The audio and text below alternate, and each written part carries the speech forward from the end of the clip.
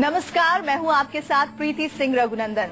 संजीवनी में आप सभी का स्वागत है ताकि स्वस्थ रहें आप। इस भागदौड़ भरी जिंदगी में अपना और अपने परिवार की सेहत का ख्याल रख पाना थोड़ा मुश्किल होता है, लेकिन आप टेंशन न लें क्योंकि हमें आपके परिवार के सेहत की फिक्र है। इसीलिए हम हर दिन संजीवनी के माध्यम से आपकी समस्याओं का समाधान लेकर आते हैं। तो रोज की तरह आज भी हमारे साथ मौजूद हैं विश्व प्रसिद्ध आयुर्वेदाचार्य डॉक्टर प्रताप चौहान। डॉक्टर साहब, स्वागत है आपका। Thank you. संजीवनी के आज के एपिसोड में हम बात करने वाले हैं महामारी के रूप में फैले डेंगू की। डेंगू बुखार मच्छरों के द्वारा फैलने वाली बीमारी है जिसमें होने वाले बुखार के दौरान प्लेटलेट्स कम होना इसका मुख्य लक्षण है।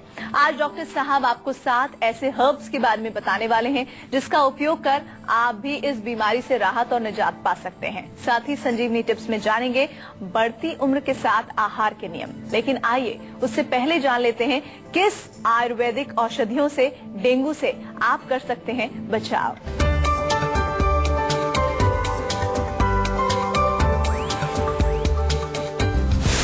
पपीते का पत्ता, तुलसी का पत्ता, मेथी का पत्ता और हल्दी जो बचाएंगी आपको डेंगू से। तो आइए डॉक्टर साहब के साथ चर्चा की शुरुआत करते हैं और जानते हैं कि डेंगू के लिए कुछ घरेलू और प्राकृतिक नुस्खे कौन से हैं।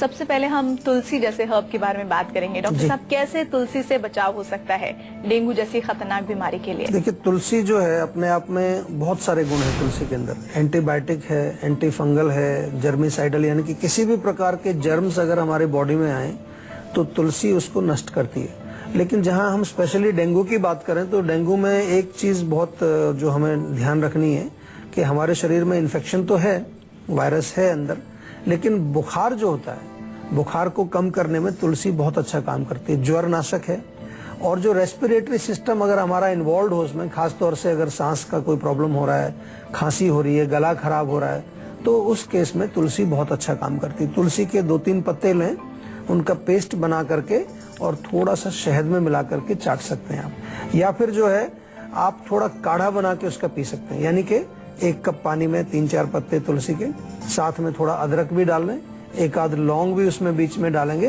तो ये बहुत अच्छा एक आपका काढ़ा बन जाता है। इसको पीने से आपको बदन दर्द, बुखार या और जो डेंगू से रिलेटेड जो कई लक्षण हमारे शरीर में चल रहे होते हैं उसमें बहुत जल्दी आराम मिलता है। और नेचुरल चीज है, किसी प्रकार का कोई साइड इफेक्ट इसका नहीं है। और आपको इसमें जो मेन इसके जो गुण होते हैं जो नेचुरल चीजों के, कि आपकी इम्यूनिटी भी ये बढ़ाते हैं। तुलसी का तो आपने जिक्र किया, लेकिन क्या गिलोय का भी बहुत आसानी से इलाज किया जा सकता है डेंगू में? जी देखिए, गिलोय तो वैसे आमतौर पर घरों में भी होती है। गिलोय की एक बेल होती है और कहीं पर भी लग जाती है, उसको एक गमले में भी लगाएंगे तो फैल जाएगी पूरे। और गिलोय आयुर्वेद में ज्वर नाशक तो उसको माना ही गया है, पित्त का शमन करती है। साथ में गिलोय के अंदर जो मेन चीज है एडेप्टोजन उसको बोलते हैं, यानी कि वो एक तरह से बॉडी को रिजुवनेट करती है। हमारी जो बॉडी की जो शक्तियां हैं, जिसको हम ओज शक्ति कहते हैं, उसको बढ़ाती है। और गिलोय में देखें तो एसिडिटी अगर कई बार जब आपको बुखार होता है तो शरीर में जलन होती है, पेट में जलन होती है, तो गिलोय पेट की जलन को भी कम करती है। और साथ में जो है शरीर में किसी प्रकार की हीट आपको कहीं भी महसूस हो तो डेंगू में फिर आप देखेंगे तो पेट भी कई बार आपका बहुत खराब हो जाता है, कभी कभार आपको भूख ज्यादा अच्छी नहीं लगती है, तो उन सब में भी इसका फायदा आपको देखने को मिलता है। लिवर के लिए बहुत अच्छी है। और इसके साथ साथ गिलोय जो है, जैसे हम मुख्य रूप से देखें तो जो जितने भी फीवर्स होते हैं, एनी काइंड ऑफ फीवर, उसमें गिलोय का बहुत अच्छा रोल देखने को मिलता है। आज हम बात कर रहे हैं कि डेंगू से किस तरह से ये जो 7 हर्ब्स हैं वो आपका बचाव कर सकती हैं। पपीता, वैसे तो कहते हैं कि अगर आप खाते हैं तो बहुत ही स्वस्थ रहेंगे, आपकी स्किन भी बहुत अच्छी रहेगी, आपका शरीर जो है वो भी स्वस्थ रहेगा। लेकिन क्या उसकी पत्तियां भी डेंगू के इलाज में कारगर है? डॉक्टर साहब से ही जानते हैं। डॉक्टर साहब, पपीते के पत्ते जो हैं वो भी कारगर होंगे? वो हमने तब सुना था पहली दफे जब डेंगू बहुत ज्यादा फैला था और लोग पीस कर उसका रस पी रहे थे। वाकई में इससे फायदा होता है? बिल्कुल, डेफिनेटली बहुत फायदा होता है। और अब तो ये बाकायदा प्रूव हो चुका है, ऐसा नहीं कि अब केवल कहने वाली बात नहीं है। अब बाकायदा कई बार मैंने देखा है कि हॉस्पिटल में जो लोग एडमिट होते हैं वहाँ भी डॉक्टर लोग मना नहीं करते हैं, वहाँ जाकर के भी जो उनके जो घर के लोग हैं उनको पपीते के पत्तों का जूस पिलाते हैं और बड़ी जल्दी इसका इफेक्ट देखने को मिलता है। इसका मेन जो एक्शन है, क्योंकि डेंगू में प्लेटलेट्स बहुत जल्दी से कम होते हैं हमारे, और पपीते का पत्ते जो हैं उसका जूस अगर पिलाएं 30 से 40 मिलीलीटर रोज आप, तो उससे प्लेटलेट्स बढ़ते हैं। लेकिन इतना ही नहीं है, और भी गुण है। पपीते के पत्तों का ही अगर आप काढ़ा बना के पिलाएंगे तो बुखार भी उतारेगा। साथ में अगर अंदर कोई जलन है, पेट में एसिडिटी है, उसको भी दूर करता है। पपीते के पत्ते अगर सेवन किए जाए, इसका जूस जो है, तो वो लैक्सेटिव का काम भी करता है। यानी कि अगर कब्ज हो गई है पेशेंट को, जो कि आमतौर पर जब दवाइयाँ खाते हैं, आप कोई अंग्रेजी दवाइयाँ खा रहे हैं, कुछ बुखार के लिए आपने दवाई ली, तो अक्सर कॉन्स्टिपेशन हो जाती है।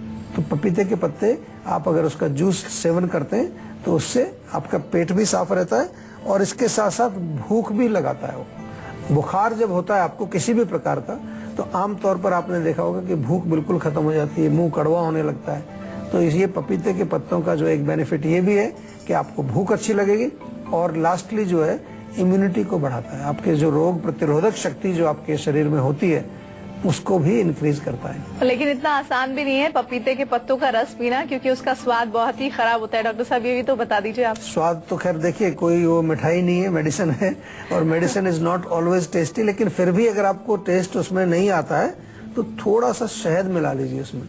शहद से एक बेनिफिट और होगा आपको कि शहद भी अपना कुछ असर दिखाएगा। शहद के अंदर भी बहुत सारे गुण होते हैं, मेडिसिनल उसके क्वालिटीज बहुत हैं, और टेस्ट भी थोड़ा अच्छा हो जाएगा आपको। और अब हम चौथे हर्ब के बारे में बात करना जा रहे हैं। वैसे तो मेथी आलू की सब्जी आपको बहुत पसंद होगी, मेथी के पराठे भी हो सकता है कि आपको बहुत पसंद हो, लेकिन क्या आप जानते हैं कि मेथी के पत्ते डेंगू में कारगर उपाय हैं? डॉक्टर साहब बताइए इस बारे में भी। देखिए, मेथी के पत्तों का भी जो है आप प्रयोग कर सकते हैं। उनको जैसे उबाल करके कोई काढ़ा बना के पी सकते हैं, उनका भी जूस बना करके आप पी सकते हैं, सब्जी भी बना के खा सकते हैं, क्योंकि मेथी डाइजेस्टिव होती है सबसे पहले तो, और ये आम का पाचन करती है। आम का जिक्र हम बार बार करते हैं अपने शो में, और आपको हम समझाते हैं कि आम एक ऐसा विषैला पदार्थ है जो बॉडी में कहीं पर भी जमेगा तो वो कहीं ना कहीं कोई हमारे शरीर में रोग पैदा करेगा। खास तौर से जो हमारे बॉडी के अंदर जो इन्फेक्शंस होते हैं, बाहर से कोई वायरस बैक्टीरिया हमारे शरीर में आकर के वो रोग पैदा करता है, तो वहाँ भी आम जो है उस चीज को सपोर्ट करता है। तो मेथी इसमें काम करती है। गला अगर खराब हो, खास तौर से कई बारी जो डेंगू के पेशेंट होते हैं तो उनके सिर में दर्द, बदन में दर्द, गला खराब हो जाता है, तो गले खराब के लिए भी मेथी अच्छी है। और सबसे बढ़िया चीज इसमें क्या है कि ये हमारे शरीर में अगेन जो हमारी इम्यूनिटी पावर है उसको बढ़ाती है, और सूजन कहीं पर हो, कहीं पर इन्फ्लेमेशन हो किसी तरह का, उसको भी कम करती है। और पांचवी हर्ब जो है वो है हल्दी। हल्दी के बारे में तो वैसे भी कहा जाता है कि एंटीबायोटिक है। डॉक्टर साहब, हल्दी हम शायद पहली दफे सुन रहे हैं कि डेंगू में भी इसका इलाज संभव है और इससे डेंगू से बचाव हो सकता है, कैसे? देखिए, हल्दी का तो अभी रिसर्च हुआ है कि हल्दी तो कैंसर में भी काम करती है। यहाँ तक कि हल्दी को पूरा कीमोथेरेपी टाइप का, वो कहते हैं कि जैसे कीमोथेरेपी होती है, और कीमोथेरेपी आपको मालूम है कि वो तो ऐसी खतरनाक सेल्स को भी नष्ट कर देती है जो कि कैंसर की सेल्स हैं। तो इसमें ऐसे गुण होते हैं, और हल्दी तो एक रामबाण औषधि है। आपने देखा होगा उसमें इतने सारे गुण हैं, जैसे आपने कहा एंटीबायोटिक है, एंटी इन्फ्लेमेटरी है, कहीं पर जो है आपको शरीर में किसी प्रकार का इन्फेक्शन हो। और सबसे बढ़िया जो डेंगू की अगर हम बात करें, क्योंकि आज डेंगू हमारा विषय चल रहा है, तो ये एनाल्जेसिक का काम करती है, यानी कि पेन किलर का काम करती है। और बॉडी में, सिर में दर्द, शरीर में दर्द, ये डेंगू का एक विशेष लक्षण है। बहुत अच्छा खासा पेन होता है, जबरदस्त, तो उस दर्द को कम करती है हल्दी। तो जरूरी नहीं है आपको कोई पेन किलर ही लेना है, क्योंकि पेन किलर लेने से और कब्ज बढ़ जाती है कई बारी और दुष्प्रभाव उसके होते हैं। You try natural things. थोड़ा सा हल्दी गुनगुने पानी में घोल करके पी लीजिए। गर्म दूध में हल्दी डाल करके पिलाते हैं, आपको ध्यान होगा कहीं पर भी चोट लग जाए, कहीं बॉडी में पेन हो रहा है, तो हल्दी वाला दूध हमेशा से चलता है हमारे। दैट मीन्स वो हमारे दर्द को नष्ट करती है। और डेंगू में अगर बॉडी एक होता है या आपको हेडेक होता है तो उसमें रिलीफ मिलेगा इसके लेने से। डेंगू से बचाव की 7 हर्ब्स का हम जिक्र कर रहे हैं। अब डॉक्टर साहब बताइए, डेंगू में काली मिर्च का क्या कमाल है? देखिए, काली मिर्च जो है वैसे तो तीखी होती है, सभी को मालूम है, और उसमें तीखा होने से एक गुण उसका है कि वो बॉडी में गर्मी पैदा करती है। कई बार आपने देखा होगा कि जब बुखार आपको तेज आ रहा है तो अगर उसमें पसीना आ जाए अच्छी तरह से, कुछ लोग तो बल्कि जानबूझ के पसीना लेने का कोशिश करते हैं, तो पसीना आने के बाद बुखार आपका कम होता है, क्योंकि जो पसीना आता है उसके साथ काफी सारे टॉक्सिन्स बॉडी के बाहर निकल जाते हैं। तो यही गुण है हमारे काली मिर्च के अंदर कि वो स्वेटिंग पैदा करती है, और स्वेटिंग होगी तो बुखार में फर्क मिलेगा आपको। दूसरा, डिटॉक्सिफिकेशन का काम करती है। जो बॉडी के अंदर किसी प्रकार के टॉक्सिन्स हैं, कोई प्रकार के बाह्य तत्व जो शरीर में जमा हो गए उनको शरीर से बाहर निकालती है। डाइजेस्टिव भी है, पाचन में तो आमतौर पर जो मसालों में प्रयोग उसका होता है, गरम मसाले में प्रयोग होता है, यानी कि वो हमारी अग्नि का दीपन और पाचन दोनों के जो हमारे फंक्शन है, stimulation of the digestive fire और helping the food to get digested easily, दोनों में इसका अच्छा रोल है काली मिर्च का। और पेन किलिंग का भी काम करती है, एनाल्जेसिक इसके अंदर भी गुण है। तो काली मिर्च का प्रयोग कैसे करेंगे? काली मिर्च के 2-3 वो पीसेस लेकर के या तो उनको थोड़ा कूट के पानी में उबाल करके आप पी सकते हैं, काढ़ा टाइप का। चाहे तो उसमें थोड़ा शहद भी मिला लीजिए, दैट इज वेरी गुड। या थोड़ा सा चुटकी भर उसका पाउडर भी शहद में मिला के चाटेंगे, उससे भी आपको रिलीफ मिलेगा। अमूमन हम आप ये सुनते आते हैं अगर डेंगू हुआ है तो नारियल पानी पीजिए, नारियल पानी पीने से काफी सुधार होगा, लेकिन असल में नारियल पानी कैसे काम करता है, यही हम इसका उत्तर जानेंगे डॉक्टर साहब से। डॉक्टर साहब, ये तो हम सब जानते हैं कि जैसे ही डेंगू हुआ नहीं, हर कोई चाहता है कि भाई अब मरीज को आप नारियल पानी देना शुरू कर दीजिए, लेकिन इसकी वजह क्या है? वाकई डेंगू में कैसे नारियल पानी बहुत असरदार है? देखिए, कूलिंग है सबसे बड़ा गुण, तो ये है कि वो बॉडी को ठंडक पहुंचाता है। तो डेफिनेटली है कि डेंगू है तो बुखार है, तेज गर्मी है, शरीर में हीट ज्यादा है। दूसरे जो इसमें गुण है, बहुत अच्छे गुण है कि ये हमारे पूरे यूरिनरी सिस्टम को साफ करता है, किडनी को साफ करता है। आमतौर पर जब फीवर होता है बॉडी में तो हमारी किडनी, लिवर सब पर असर होता है।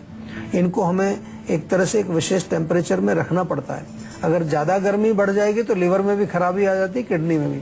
कई बार देखा होगा आपने, डॉक्टर लोग भी बताते हैं कि ज्यादा गर्म दवाई खाने से लिवर खराब हो जाता है, ज्यादा गर्म दवाई खाने से, पेन किलर खाने से आपकी किडनी पर असर आ जाता है।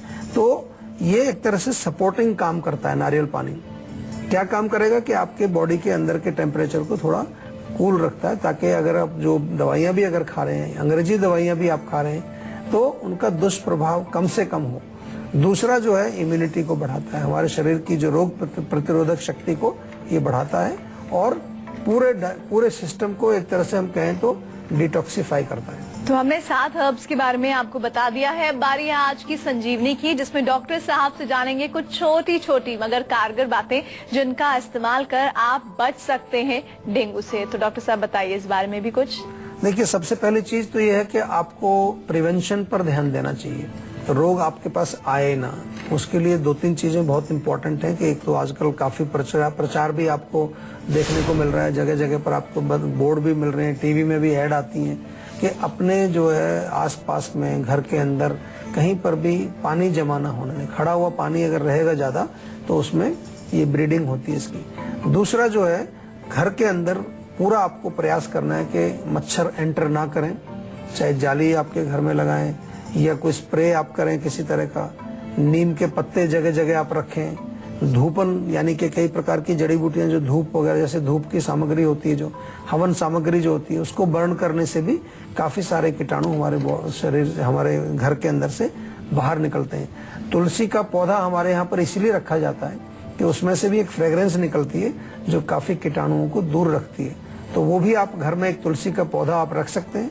और इसके अतिरिक्त जो है, ये तो प्रिवेंशन की बातें हैं, हमारे खाने पीने का जो आपको ध्यान रखना। दूसरा जो है, आपको अपने शरीर की इम्यूनिटी को मजबूत रखना है और इम्यूनिटी बढ़ाने के लिए कुछ चीजें बहुत अच्छा काम करती हैं। आप नियमित रूप से थोड़ा सा जो है च्यवनप्राश का सेवन करें, बादाम रात को 7-8 भिगोएं, किशमिश साथ में भिगो दें, उनका सेवन करें।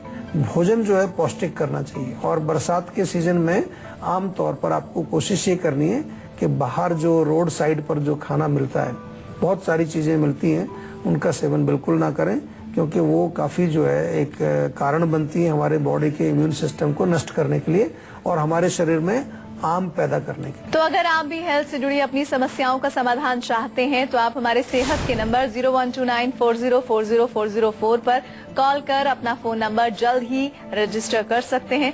उसके बाद डॉक्टर चौहान के पैनल के डॉक्टर आपको खुद फोन कर आपकी सेहत से जुड़ी समस्याओं को सुलझाएंगे।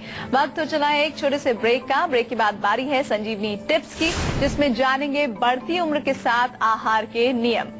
इसीलिए कहीं मत जाइए, आप देखते रहिए अपना मनपसंद हेल्थ शो संजीवनी, ताकि स्वस्थ रहें आप। ब्रेक के बाद एक बार फिर से संजीवनी में आप सभी का स्वागत है और अब बारी है संजीवनी टिप्स की, जिसमें डॉक्टर साहब आपको बताने वाले हैं बढ़ती उम्र के साथ आहार के नियम क्या है। डॉक्टर साहब, वाकई में ये कहा जाता है कि अगर आप बढ़ती उम्र के साथ अपनी फूडिंग हैबिट नहीं बदलते हैं तो समझ लीजिए कि समस्याओं को आप न्योता दे रहे हैं। ऐसे में आप बताइए आज की टिप्स क्या है। ये बहुत एक कॉमन सी सेइंग है, बड़ी अच्छा मंत्र है, ईट लेस लिव लॉन्गर, ऐसा कहा गया है। और खास तौर से ये बिल्कुल सही, आयुर्वेद के अनुसार भी सही बैठती है, क्योंकि हमारे यहाँ भी ये मेंशन्ड है कि हमारी जो जठराग्नि है, जो पाचक अग्नि है, वो हमेशा मजबूत रहनी चाहिए। अगर आपको स्वस्थ रहना है, लॉन्ग लाइफ आपको चाहिए, लॉन्जेविटी चाहिए, तो आपका डाइजेशन मजबूत रहना चाहिए। आमतौर पर अराउंड 40 ईयर, जब 40 के आप होते हैं, बढ़ती उम्र की हम बात करें, तो 40 के आसपास जब आप पहुंच जाते हैं तो फिर उस समय कुछ चीजों को आपको चेंज करना चाहिए, अपनी फूड हैबिट्स को चेंज करना चाहिए। यानी कि at least go for more light foods जो आसानी से पच जाएं। 50 के जब हो जाते हैं तो तब कोशिश ये करनी चाहिए कि मेन 2 ही मील रखें, बीच में जो तीसरा मील है उसको थोड़ा लाइट करें, चाहे तो उसमें फ्रूट्स वगैरह खाएं। और जब आप 60 के ऊपर पहुंचते हैं तब तो और भी आपको कम करना पड़ता है। और इस उम्र में खास तौर से आयुर्वेद में भी लिखा है कि वात का प्रकोप होता है। तो वात का मतलब है कि बादी वाली चीजें तो बिल्कुल बंद है, रूखी सूखी चीजें नहीं खानी, ठंडी चीजें नहीं खानी है, ठंडा पानी नहीं पीना है। और उसके अलावा जो है कोई भी जो भोजन आप खाएं वो कोशिश करें कि वो थोड़ा सा सुपाच्य हो और पोषण उसमें होना चाहिए, न्यूट्रिशियस होना चाहिए। तो ये छोटी छोटी सी चीजें हैं, लेकिन ये बहुत महत्व रखती हैं। इनका यदि आप ध्यान रखेंगे, खाना हमेशा जो है टाइम से खाना चाहिए, ये बहुत बड़ा इंपॉर्टेंट रूल है।